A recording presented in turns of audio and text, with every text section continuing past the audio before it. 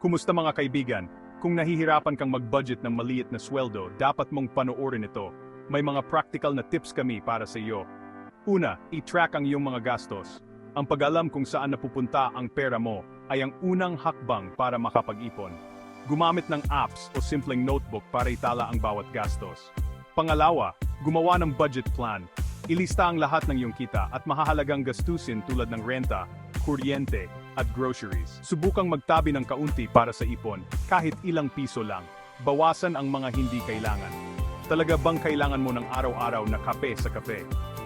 Ang maliliit na pagbabago ay maaring makaipon ng malaki. Maghanap ng mga discounted deals. Mamili tuwing may sale, gumamit ng coupons, at lagi nang ikumpara ang mga presyo bago bumili.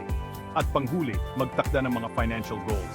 Kahit na para sa emergency fund o pagpaplano ng bakasyon, ang pagkakaroon ng layunin ay nagpapanatili sa iyong motibasyon.